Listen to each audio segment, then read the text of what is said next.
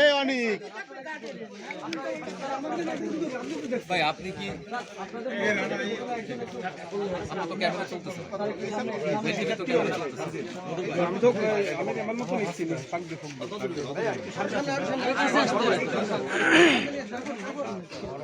কোন স্যার বলবে সেই স্যারকে মিডিলে দাও। এই রামিম, এই রামিম, এইখানে নাই রামিম, রামিম যে স্যার কথা বলবে সেই স্যারকে মিডিলে দাও। হ্যাঁ স্যার ওইখানে দাঁড়ান, ওইখানে দাঁড়ান। আমরা তো চুপ থাকবো। এই অনেক আমরা স্টুডেন্ট তালা লাগাতে এসেছিল, ওরা যদি তালা লাগায় এরপরে আবার এসে আমার মতো আমাকে একটু বলতে কুয়েট এই বাংলাদেশের একটা ব্যতিক্রম ধর্মের শিক্ষা প্রতিষ্ঠান এবং এই দক্ষিণাঞ্চলের একটা প্রান্তীয় প্রতিষ্ঠান। এই কুয়েট এগিয়ে যাচ্ছে, কুয়েট এগিয়ে যাবে, এটা আমাদের প্রত্যাশা। তো কুয়েট আমাদের কুয়েট প্রশাসনও রাত দিন অক্লান্ত পরিশ্রম করে কুয়েটে এগিয়ে নিয়ে যাচ্ছেন। এগিয়ে নিয়ে যেতে যে মানুষের ভুল ত্রুটি হয় না এটা তা নয়, আমরা সবসময় ভুল ত্রুটি হলে প্রশাসনকে বলছি শুধরাই নিচ্ছে। তো ছাত্রদের এই অবশ্যই অনেক দাবিগুলো যৌক্তিক। আমরাও এই প্রাণের প্রতিষ্ঠানে চাই না যে রাজনীতি আসুক, আমরা চাই ক্যাম্পাস রাজনীতি থাকুক, বহিরাগতদের আক্রমণ থেকে আমাদের ছাত্ররা নিরাপদ থাকুক। প্রত্যেকটা দাবির সাথে আমরা যৌক্তিক দাবিগুলোর সাথে আমরা একমত এবং সেটা নিয়ে কুয়েট প্রশাসনও কাজ করছে, আমরাও রাত দিন কাজ করছি। সামনেও ছাত্রদের সমস্ত দাবিগুলো যেন পুরো হয় সেটার জন্য আমরা চেষ্টা করে যাচ্ছি রাত দিন। কিন্তু কিছু কিছু ছাত্র, আমি সবাইকে বলবো না, তারা তাদের সীমাটা অতিক্রম করছে। তারা ছাত্রের সাথে খারাপ বিহেভ করছে, আমাদেরকে বিভিন্নভাবে গালিগালাজ করছে। এটা তারা করবে এটা আমরা কখনো আশা করিনি। আমি 91 থেকে এই প্রতিষ্ঠানের ছাত্র ছিলাম, এখানে ফার্স্ট ছিলাম, এখানকার শিক্ষক হয়েছি, আমরা রাত দিন এখানে কাজ করছি। এখানে প্রত্যেকটা শিক্ষক তারা বিদেশে অনেক হাই স্যালারিতে সেটেল হওয়ার যোগ্য, কিন্তু তারপরও এই প্রতিষ্ঠানের স্বার্থে, দেশের স্বার্থে আমরা এই দেশে কাজ করছি। তো এই জন্য ছাত্ররা সমস্ত যৌক্তিক দাবিগুলা মানার জন্য ভিসি মহোদয় অত্যন্ত আন্তরিক, প্রভিসি মহোদয় আন্তরিক, সবাই আন্তরিকতার সাথে রাত দিন আমরা কাজ করছি। এরপরও ছাত্ররা দাবি করছে, আমরা তাদের সাথে সহমর্মিতা প্রকাশ করছি, কিন্তু তারা আমাদের বাসায় আসবে, বাসায় তালা দিবে, আমাদের সাথে খারাপ ব্যবহার করবে, এটা আমরা পছন্দ করছি না। আমরা ছাত্রদেরকে বোঝানোর চেষ্টা করছি তোমাদের সমস্ত দাবির সাথে আমরা একমত, হ্যাঁ, কিন্তু ভিসি প্রভিসির পদত্যাগ বিষয়, যে দাবি যদি পুরা না হয় তারপরে পদত্যাগের বিষয়। ছাত্ররা একটা দাবি দিয়েছে, আমরা বলেছি যদি তোমাদের দাবি ভিসি প্রভিসি পুরা না করে তাদের পদত্যাগও আমরা চাইব, কিন্তু আমাদের সেই অবস্থা এখনো হয়নি। তা আমরা দেখছি ভিসি প্রভিসি তারা আমাদের সাথে আন্তরিকতার সাথে প্রত্যেকটা দাবি তারা কমপ্লাই করছে, তারা কাজ করছে। তো তাদেরকে তো একটু কাজ করতে দিতে হবে।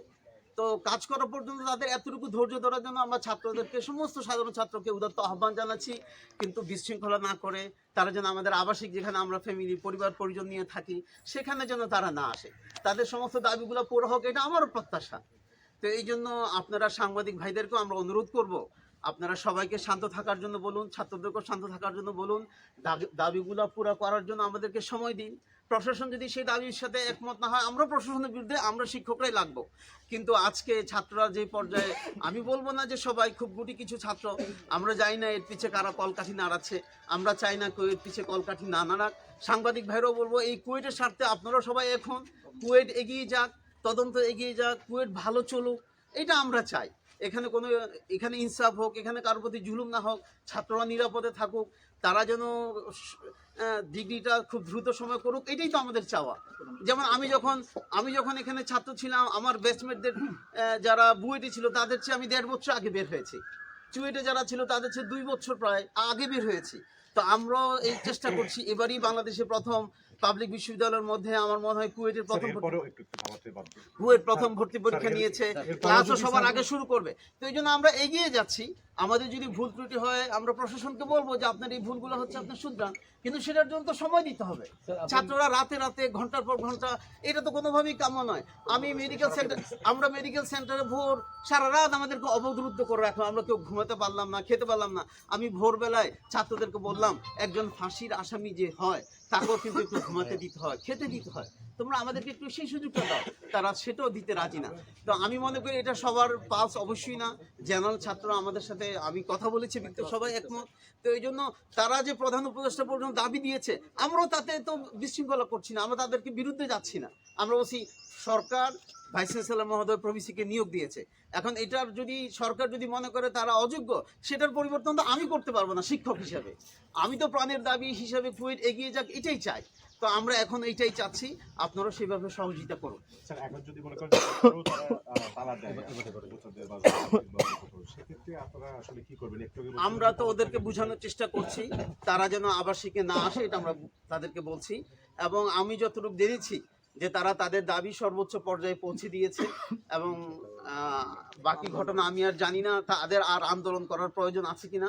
আমাদের প্রশাসনের লোকজন অক্লান্ত পরিশ্রম করে যাচ্ছে, আমাদের কাছে ভিসি মধ্যে সে আপডেট দিয়েছেন। প্রশাসনের লোকজন যে কাজ করছে সেটা আমরা জানি। তো অতএব আমরা জানি যে খুব দ্রুত ছাত্ররাও সহযোগিতা করতে হবে। সবার সহযোগিতা হলে তদন্ত রিপোর্টটা দ্রুত আসবে, প্রশাসন ব্যবস্থা হবে।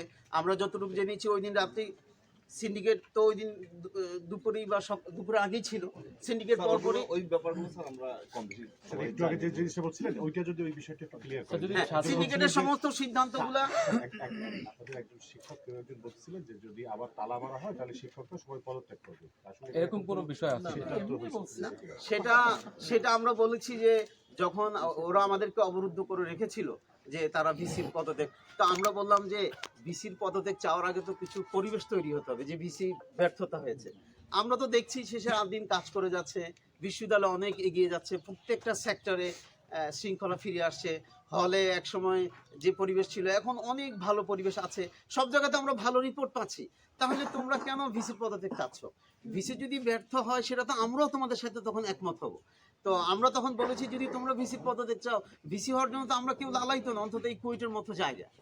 হ্যাঁ, আমি নিজে বলেছি ব্যক্তিগত, আমাকে যদি কেউ 500 কোটি টাকা অফার করে, যত লোভ আমাকে আসে, আমি বলবো যে আমি জীবনও ভিসি হতে চাই। ওই যে কথাটা তুলেছিলেন পিছন থেকে কোন এক শিক্ষক যে হচ্ছে কি তাহলে পদত্যাগ করবেন। হ্যাঁ, আমিও বলেছি যে তোমরা যদি এই অবস্থায় তৈরি করো যে ভিসি কে বা আমাদেরকে কাজ করতে না দাও, তাহলে আমরা কেন প্রশাসনে থাকবো? আমরা প্রয়োজনে পদত্যাগ করবো। আর যদি তোমরা আমাদেরকে সহযোগিতা করো তাহলে কুয়েট এগিয়ে যাক, এই ব্যাপারে আমরা কাজ করবো। আপনার নামটা এবং আমার নাম হচ্ছে আমি আশরাফুল গনি ভূঁইয়া, আমি তড়িৎ ইলেকট্রনিক কৌশল বিভাগের একজন অধ্যাপক। আর IICT institute of information communication technology ওটা ডিরেক্টর। আমি সভাপতি, সেক্রেটারি আমাদের মুখপাত্র হিসেবে কথা বলছি।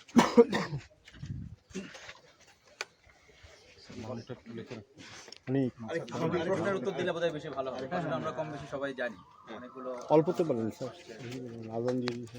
স্যার এখানে যে বিষয়গুলো মানে আপনাদের শিক্ষকদের পক্ষ থেকে বলা হচ্ছিল যে তারা আপনাদের সাথে খারাপ ব্যবহার করেছে বা দুর্ব্যবহার করেছে, আর যেন বললেন যে গায়ে আছে, এরকম আসলে ঘটনা ছিল কিনা বা আপনারা কি চিন্তা করছেন? আসলে এখানকার ঘটনাগুলো আপনারা রেকর্ডও করেছেন। এই মুহূর্তের যে ঘটনা, এটা আগের যে ঘটনা ঘটে যাওয়া তার তুলনায় হয়তো খুবই সামান্য। সেই হিসেবে যদি দেখেন তাহলে ছাত্ররা শিক্ষকদের সাথে কেমন বিহেভ করেছে, কিন্তু এই মুহূর্তে আসলে আমরা এই কথাগুলো বলতে চাই। এখন যেহেতু এর চাইতে গুরুতর বিষয় ক্যাম্পাসের আইন শৃঙ্খলা রক্ষাকারী বাহিনীর বা আইন শৃঙ্খলা রক্ষার বিষয়গুলো অনেক গুরুত্বপূর্ণ বিষয় এখানে আছে। আমরা শিক্ষকদের ব্যক্তিগত কষ্ট ক্ষোভের কথাগুলো এখানে এজেন্ডা আকারে তুলতে চাই। আমরা চেয়েছি আগে এই জিনিসগুলোর আগের ঘটে যাওয়া বা তার কারণগুলো সেগুলো সমাধান হয়ে আসে। বাট এই মুহূর্তে এই এখন যে জিনিসগুলো দেখলেন এটা আসলে মেনে নেওয়ার মতো না। আমাদের শিক্ষকদের পক্ষ থেকে আমাদের সিনিয়র শিক্ষকরা বলে গেছেন, এর আগে আমরা শিক্ষক সমিতি আসলে সব শিক্ষকের যে কথা সেই কথাটাই রিপ্রেজেন্ট করে, এখানে কোনো একজন দুইজনের কথা নয়। তো সব শিক্ষকদের ফিলিংস এটাই ছিল, অভিব্যক্তি এটাই ছিল যে যেখানে প্রশাসন কাজ করে যাচ্ছে আন্তরিকতার সাথে, ছাত্র শিক্ষক সবাইকে নিয়ে কাজ করে যাচ্ছে, আমরা সুন্দরভাবে ক্যাম্পাসকে এগিয়ে নিচ্ছি, ক্যাম্পাসকে পুনর্গঠন করছি, সেই সময় যে সমস্যা তৈরি হয়েছে সেই সমস্যা সমাধানের জন্য যখন সবাই মিলে কাজ করছি, তখন সমাধানের দিকে ফোকাস না করে কিছু কিছু ছাত্র পেছন দিক থেকে, বাইরের দিক থেকে, মিডিয়ায় কিছু কিছু ছাত্র জিনিসটাকে যৌক্তিক কথাগুলো এড়িয়ে গিয়ে অযৌক্তিকভাবে তারা তাদের আলটিমেট কিছু একটা এজেন্ডা আছে, যে এজেন্ডা বাস্তবায়ন করার চেষ্টা করছে। এটা সাধারণ শিক্ষকরা এখন পরিষ্কারভাবে মনে করে। কারণ ছাত্ররা এখন আসছে এই মুহূর্তে যে এখন পর্যন্ত কেউ গ্রেপ্তার হলো না কেন, এর জন্য ভাইস চ্যান্সেলরকে পদত্যাগ করতে হবে, এর জন্য শিক্ষকদেরকে জবাব দিতে হবে।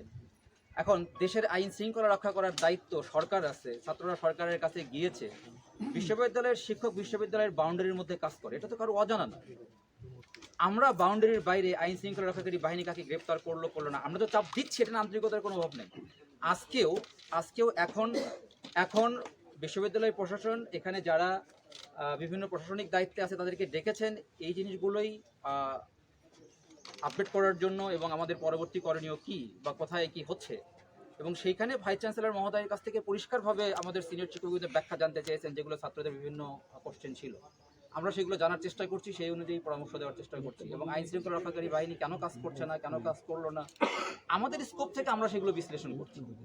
সেই অবস্থায় ছাত্ররা এসে এইভাবে চড়াও হবে, সিনিয়র শিক্ষকদের সামনে শিক্ষকবৃন্দের সাথে বেয়াদবি করবে, এটা শিক্ষকবৃন্দ কোনোভাবে মেনে নিচ্ছে।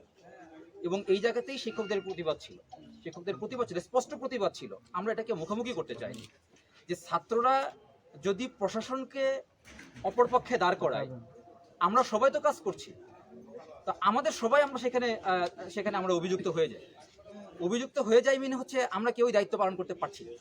এটা এই নয় যে আমরা ছাত্রদের দাবির প্রতিবাদ করছি, যে আমরা দায়িত্ব পালন করতে পারছি না। সেই জায়গায় আমাদের স্পষ্ট কথা ছিল যে এইটা যদি আমাদেরকে অবহেলা হিসেবে রিপ্রেজেন্ট করা হয়, এটা যদি আমাদের অযোগ্যতা হিসেবে রিপ্রেজেন্ট করা হয়, তাহলে আমাদের এর চেয়ে বেশি যোগ্যতা দেখানোর আর উপায় নাই। এই আন্তরিকতা, আমরা তো ছাত্রদেরকে নিয়েই কাজ করছিলাম, সেই ছাত্ররা তো আমাদেরকে ফিডব্যাক দিচ্ছে যে স্যার আমাদের মধ্যে অনেক গ্রুপ আছে, আমরা বুঝছি যে অনেক কাজ করছে, কিন্তু আমাদের মধ্যে আমরা সমন্বয় করতে পারছি না। তো অনেক কথা আছে, এগুলো আপনারা খোঁজ খবর নেন, আপনারা জানতে পারবেন। এখন আমরা চাই আমাদের ক্যাম্পাসটা কিভাবে স্বাভাবিক অবস্থায় ফিরে আসে। আমাদের কাছে ছাত্ররা ব্যক্ত করেছে যে তারা নিরাপত্তাহীনতায় ভুগছে, এটা আমাদের কাছে মূল কনসার্ন। যেখানে বাইরের পক্ষ জড়িত হয়ে গেছে, আমরা আমাদের ছাত্রদেরকে ক্যাম্পাসে ফিরালে কিভাবে তাদের নিরাপত্তা দিতে পারবো, আমাদের কি করণীয় আছে, আমরা যখন সেই জিনিসগুলো নিয়ে ভাবছি, তখন গুটি কয়েক ছেলে পেলে সেই পরিবেশটাকে আবার অশান্ত করার চেষ্টা করছে। তো আমরা চাচ্ছি সামনে এগোতে, কিন্তু কিছু ছেলে সেই পুরাতন এজেন্ডা নিয়ে এসে আবার করছে। এবং একটা যৌক্তিক কিছু বিষয় আছে, তারা একদিক থেকে অ্যাডাল্ট বিশ্ববিদ্যালয়ের ছাত্র, তারা আন্দোলন করছে পরবর্তীতে জুলাই থেকে তারা অনেক আন্দোলনের নেতৃত্ব দিয়ে এই পর্যন্ত এসেছে। তারা এখন একটা কথা বলছে, পরবর্তী সময়ে আরেকটা কথা বলছে, যে কারণে আমরা তো একটা যে পরামর্শ করবো এটাও তো করতে পারছি। ছাত্ররা পরের দিন 1টা পর্যন্ত সময় দিচ্ছে, রাত 2টার সময় ভেঙে চুরে পড়তেছে। এইখানে ক্যাম্পাসে অবাঞ্ছিত ঘোষণা করে তারা ঢাকামুখী চলে গেল, আবার ক্যাম্পাসে ব্যাক করছে। ঢাকা থেকে আমরা যেটা দেখলাম সোশ্যাল মিডিয়াতে, যে তারা সেখান থেকে সরকারের কাছে দাবি দেওয়া দিয়ে আন্দোলন স্থগিত করে গেছে। তখন ক্যাম্পাসে এখনো 500-700 ছেলে পেলে আছে, আমরা তাদের নিরাপত্তা নিয়ে চিন্তিত, আমরা সেগুলো নিয়ে কাজ করছি। কিন্তু তারা আবার তাদের কয়েকজন ছেলে পেলে এইখানে আসছে। এগুলো মনে হচ্ছে তাদের পেছনে অন্য কেউ কিছু ইন্ধন দিচ্ছে, যে কারণে এটা আমরা বলতে চাই না। এটা আমরা আমাদের শিক্ষকদের বিষয় নয়, আমাদের মনে হচ্ছে যে এটা জিনিসটা ফেয়ার হচ্ছে না। আমরা এই জিনিসগুলো নিয়ে মন্তব্য করতে চাই। এটা আপনারা দেখেন, ছাত্রদের কাছ থেকে আপনারা জানতে চান, আপনারা যদি সাধারণ ছাত্রদের কাছ থেকে জানতে চান তাহলে হয়তো কিছু বলতে পারবেন। আমরা জাস্ট এটা পরিষ্কার হচ্ছি, আমাদের শিক্ষকদের অবস্থান এই জায়গায় পরিষ্কার, যে আমরা এখানে স্বচ্ছতার অভাব দেখছি, এবং ছাত্রদের মধ্যে কেউ ব্যবহার করছে আমার সাধারণ ছাত্রদেরকে, আমরা সেই জিনিসটা পরিষ্কারভাবে দেখছি। তো আমরা ছাত্রদেরকে বোঝানোর চেষ্টা করছি, যেহেতু আমাদের শিক্ষক হিসেবে তাদের সাথেই আমাদের দিন শেষে তাদের সামনে গিয়ে দাঁড়াতে হবে, তাদেরকে নিয়েই আমাদের সবকিছু ভালো মন্দ, আমাদের সন্তুষ্টি, আমাদের সবকিছু তাদেরকে নিয়ে। তো আমাদের সব এমন বিবৃতি যে তারা তদন্ত কমিটিকেও প্রত্যাখ্যান করছে, তো আমি জানি না এটা তারা দাবি আকারে আসছে কিনা, কিন্তু এটাও তো একটা ভয়াবহ ব্যাপার, একটা অ্যালার্মিং ব্যাপার, যে এটা তদন্ত কমিটি কাজ করছে, শিক্ষকরা কাজ করছে।